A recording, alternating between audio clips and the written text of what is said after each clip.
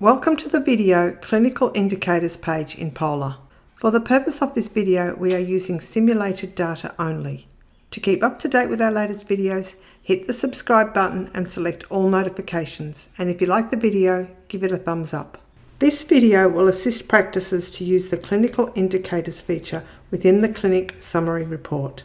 Clinical Indicators allows for advanced auditing of patient lists based on various clinical indicators, allowing you to include a patient cohort and exclude patients based on numerous items, also allowing you to select patients who have multiple conditions and medications.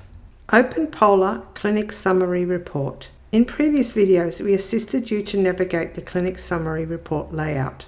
Select Clinical Menu, then from the drop-down list, select Clinical Indicators. There are two tabs in this report: Inclusion Filters and Exclusion Filters.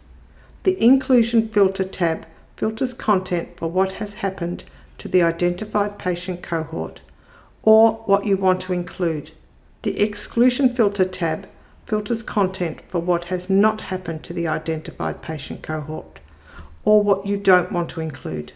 The report will default to opening in the Inclusion Filter tab. Both the Inclusion and Exclusion tabs have a set of identical content tabs and includes demographics, clinical measures, diagnosis, medications, tests and imaging, immunizations, MBS items, and risk.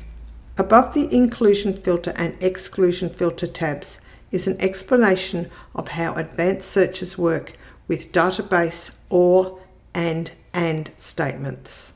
As an example, from the Inclusion Filter tab under Diagnosis tab, select and search for asthma and COPD.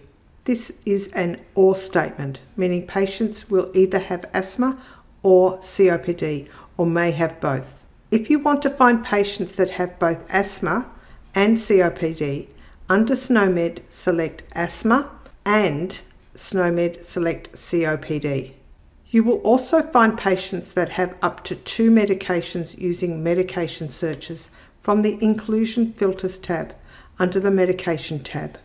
As an example, today we're going to look for patients that are between the age of 70 to 79 years who are eligible for a shingles vaccination. From the Inclusion Filters tab, selecting the Demographics tab, select Patient Status Active and confirm the selection. Then select RACGP Active and confirm the selection. Moving along to the age band, select both 70 to 74 and 75 to 79 and confirm the selection. You now have a patient count of your patient cohort between the age of 70 to 79 years who have an active status in your clinical information system and who have attended your practice 3 or more times in the last 2 years. Next, select the Exclusion Filters tab, then select Immunizations. We now want to exclude any patients that have already had the vaccination, generating a list of patients who still need to be vaccinated. As this is a once-off vaccination, we do not need to select any date range. From the Immunization Type heading, click on the search function and type in Zostavax. Then confirm the selection. Your patient count has been refined further to consist of your patients who are possibly eligible to have the Zostavax immunization. You will now see under patient count the number of your excluded patients in your patient cohort that have already had the Zostavax immunization. To access the list of patients that need to be vaccinated, click on the patient list in the dark ribbon at the top right-hand side, then export the list to Excel.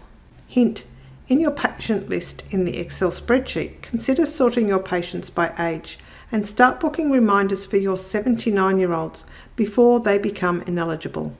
If you have a high patient count, you can further refine your patient cohort from the Inclusion Filters tab. For example, demographics such as age, diagnosis such as chronic disease, or medications. You will be able to sort by most seen clinician. Please see our walkthrough on how to sort the Excel spreadsheets on our website emphn.org.au/POLAR. If you found this video helpful, remember to subscribe to the EMPHN YouTube channel and give the video a thumbs up. Thank you for watching and see you in the next video.